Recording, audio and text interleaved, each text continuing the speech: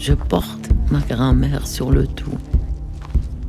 Mes genoux ploient sous tant de sagesse.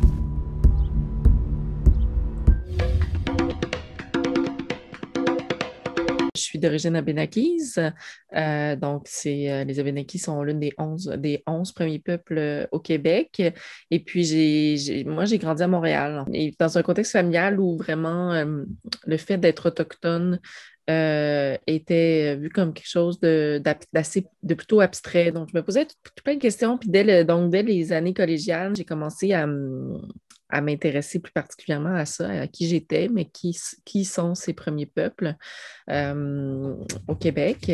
Et puis, ça m'a amené jusqu'à ma maîtrise en sociaux. Donc, je suis en train de faire un mémoire de maîtrise quand un réalisateur m'appelle pour me demander de figurer dans un documentaire.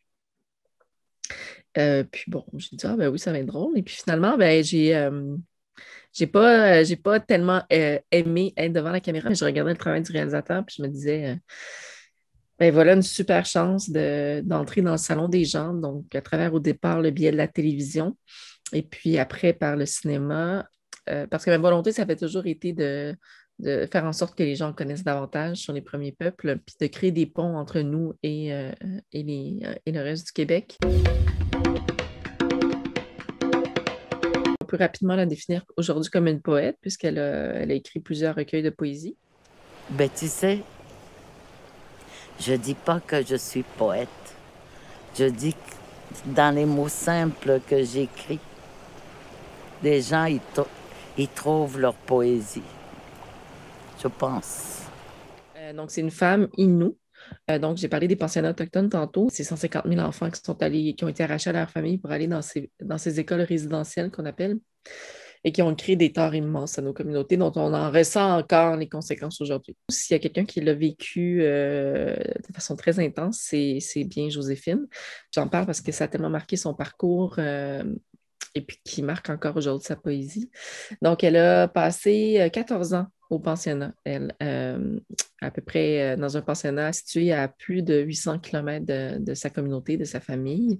Puis elle a donc de 5 ans à 19 ans, elle est allée au pensionnat faire la totalité de ses études. Ce qui nous frappe quand on rencontre Joséphine, c'est son incapacité à se mettre en colère contre quoi que ce soit.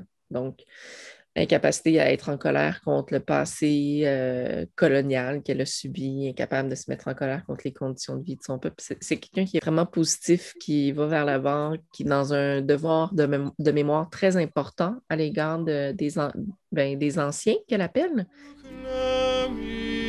Tu sais, quand les vieux te racontent là, que tu as fini par comprendre tous ces mots qui appartiennent à nos mythes, ben, tout ce qu'ils te racontent, tu le vois.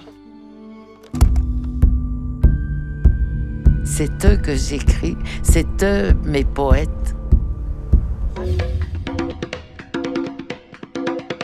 La question du lien au territoire pour les premiers peuples, c'est quelque chose d'extrêmement fondamental, c'est-à-dire qu'on ne peut pas exister comme peuple sans territoire. Et puis, c'est-à-dire que le territoire ne nous appartient pas, on appartient au territoire.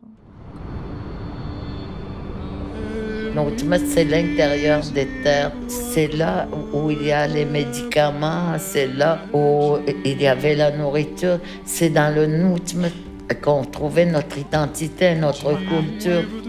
Dans tous mes films, c'est quelque chose que j'essaie de faire, c'est-à-dire que le territoire devienne un personnage en soi pour essayer d'incarner ce lien-là, puis justement pour en faire la démonstration.